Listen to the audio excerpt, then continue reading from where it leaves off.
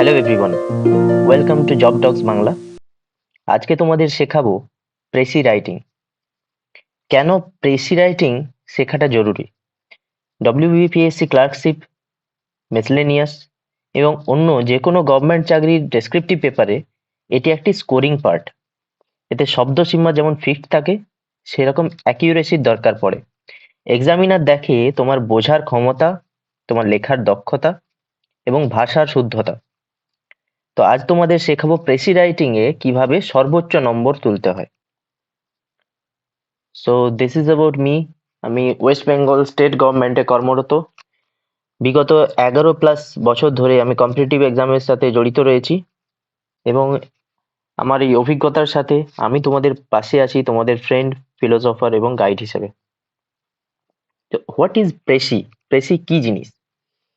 Precis মানে হলো একটি বড় প্যাসেজকে তার মূল ভাব অক্ষুণ্ণ রেখে ছোট আকারে লেখা। না কম না বেশি, শুধুমাত্র মূল বক্তব্য পরিষ্কার ভাষায় নিজের শব্দে। এটাই প্রেসি। সিধি বাত, নো বকওয়াস। এবার দেখব প্রেসি লেখার 5টি গোল্ডেন রুল। ফার্স্ট কি? মূল বক্তব্য বাদ যাবে না। স্ট্রাকচারটা ছোট হতে হবে, 1/3। মূল লেখার 1/3। ভাব অপরিবর্তিত থাকবে। নিজের ভাষায় লিখতে হবে। অনর্থক কথা, উদাহরণ, অলংকার, বিশ্লেষণ এগুলো বাদ দিতে হবে। এবং যেটা আগেই বলেছি, মূল লেখার 1/3 অংশ হতে হবে।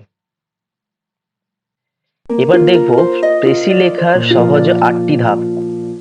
স্টেপ 1, প্যাসেজটি প্রথমবার পড়ো। প্রথম রিডিং এ শুধু বুঝবে প্রেসির মেন আইডিয়াটা কি, কি বলতে চাইছেন লেখক। প্যাসেজের টোনটা কি, পজিটিভ টোন, নেগেটিভ টোন নাকি নিউট্রাল টোন। এখানে বিশ্লেষণ করার দরকার নেই, হাইলাইট করার দরকার নেই, শুধুমাত্র জাস্ট ঠান্ডা মাথায় পড়ো। দেন স্টেপ 2, হাইলাইট করো। কি হাইলাইট করবে? থিম হাইলাইট করো। 5-6টা কিওয়ার্ড হাইলাইট করো যেগুলো ইম্পর্টেন্ট মনে হচ্ছে। ইম্পর্টেন্ট স্টেটমেন্ট গুলোকে হাইলাইট করো। এগুলোই কিন্তু তোমার প্রেসি এর ব্যাকবোন হয়ে দাঁড়াবে। নাও স্টেপ 3, অপ্রয়োজনীয় অংশগুলোকে বাদ দাও। কি কি কাটবে? উদাহরণ কেটে দিতে হবে। কোনো গল্প বা উপাখ্যান রাখার দরকার নেই। তুলনা কিছু রাখার দরকার নেই। অতিরিক্ত বিশ্লেষণ রাখার দরকার নেই। বিশেষণের বেশি ব্যবহার রাখার দরকার নেই। এবং রাইটারের রিপিটেশন রাখার দরকার নেই। যে একটাই কথা রাইটার বারবার বারবার বলেছেন, সেগুলো রাখার দরকার নেই। প্যাসেজটা যত লম্বা হবে তত বেশি কাটতে হবে। স্টেপ 4, রাফ আউটলাইন তৈরি করো। ইন্ট্রোডাকশনের লাইন, মেইন কনসেপ্টের লাইন, সাপোর্টিং আইডিয়ার লাইন, রাইটারের কনক্লুশন, এটা খসড়া আকারে আউটলাইন তৈরি করো। এই খসড়াটাই পরে প্রেসি হবে। স্টেপ 5, নিজের ভাষায় খসড়াটি লেখো। একটিও সেন্টেন্স প্যাসেজ থেকে কপি করবে না। মোস্ট ইম্পর্ট্যান্ট, একটিও সেন্টেন্স প্যাসেজ থেকে কপি করা যাবে না। সিম্পল লুসিড ল্যাঙ্গুয়েজে লিখতে হবে। নিউট্রাল টোন বজায় রাখবে এবং অতিরিক্ত ইমোশনাল বা পোয়েটিক শব্দ ব্যবহার করা যাবে না। স্টেপ 6, ওয়ার্ড কাউন্টকে মেনটেন করতে হবে। লেখা হয়ে গেলে শব্দ গুনতে হবে। শব্দ বেশি হলে কেটে দেবে, কম হলে কিছু এসেন্সিয়াল আইডিয়া যোগ করবে। মূল লেখনীর শব্দ সংখ্যার 1/3 অংশ হতেই হবে। This is very very important. Now step 7, title লিখবে। 2-4টি শব্দে প্যাসেজের যে মেন আইডিয়া, যেটা বুঝতে পেরেছো, সেটাতেই থেকেই টাইটেল বানাবে। খুব বড় নয়, খুব ছোটও নয়, অতিরিক্ত অ্যাবস্ট্রাক্ট করা যাবে না। For example, impact of education, যেমন এডুকেশন রিলেটেড কোনো লেখা থাকলে, কিংবা value of discipline, power of unity, এই ধরনের 2-3টি শব্দে টাইটেলটি লিখতে হবে। Last but not list, final proof reading. কি কি চেক করবে? গ্রামার দেখে নেবে, স্পেলিং, পাংচুয়েশন, ফ্লো ঠিক আছে কিনা, নিউট্রাল টোন বজায় আছে কিনা, কোনো এক্সাম্পল দেওয়া হয়ে গেছে কিনা, ওয়ার্ড লিমিট ঠিক আছে কিনা, এই জিনিসগুলো চেক করে নেবে। অল ওকে মানে লেখাও ওকে।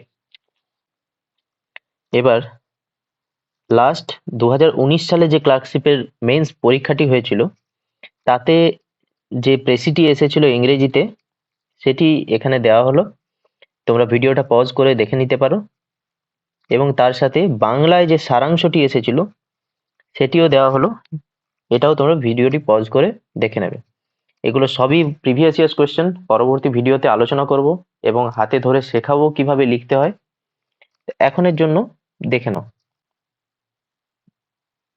প্রথম লাইনেই মেন আইডিয়া বলো, এক্সামিনার যেন শুরুতেই বুঝে যায় তুমি প্যাসেজ পুরোটা পড়েছো। লং সেন্টেন্স গুলো এড়িয়ে যাবে। ডব্লিউবিপিএসসি কিন্তু সিম্পল রাইটিং পছন্দ করে। বাইরের তথ্য যোগ করা যাবে না, অনলি প্যাসেজে যা আছে তাই। ভার পরিবর্তন করে নিজের ভাষা ব্যবহার করতে হবে, যেমন হি সেজ, এটাকে তুমি লিখবে হি সাজেস্ট, এইভাবে। অ্যাক্টিভ ভয়েস ইউজ করার চেষ্টা করো। টাইটেল পারফেক্ট হলে নাম্বার বেশি হবে স্বভাবতই। এবার রাফ ওয়ার্ক কিন্তু মাস্ট, ডাইরেক্টলি অ্যান্সারে লিখতে যেও না, রাফ ওয়ার্ক করতেই হবে। রাফ ওয়ার্ক না করলে তুমি বুঝতে পারবে না কোনটা লিখতে হবে এবং কোনটা বাদ দিতে হবে। কমন মিস্টেক যেগুলো একেবারেই করা যাবে না, যেমন হলো প্যাসেজ থেকে কোনোভাবেই কপি পেস্ট করা যাবে না, প্যাসেজ থেকে একটা লাইনও তুলবে না, অতিরিক্ত নিজের ওপিনিয়ন লেখা যাবে না, বড় বড় অ্যাডজেক্টিভ একেবারেই ব্যবহার করা যাবে না।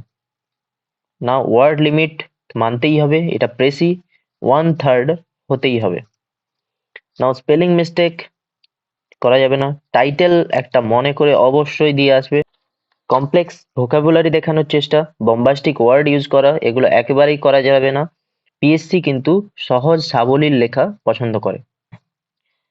তো এই ছিল আজকের ক্লাস। এভাবেই ডব্লিউবিপিএসসি ক্লার্কশিপ এবং মিসলেনিয়াসে প্রেসি রাইটিংয়ে ভালো নম্বর সহজেই তোলা যায়। এরপরে আমরা ডব্লিউবিপিএসসি এর যতগুলো প্রিভিয়াস ইয়ার্স কোয়েশ্চেন্স আছে সেগুলো একে একে ক্লাসে সলভ করব। পরের ভিডিওতে আমরা নেব রিপোর্ট রাইটিং এর পুরো এক্সাম ওরিয়েন্টেড ফরম্যাটে একটা ক্লাস। তো thank you for watching job talks Bangla.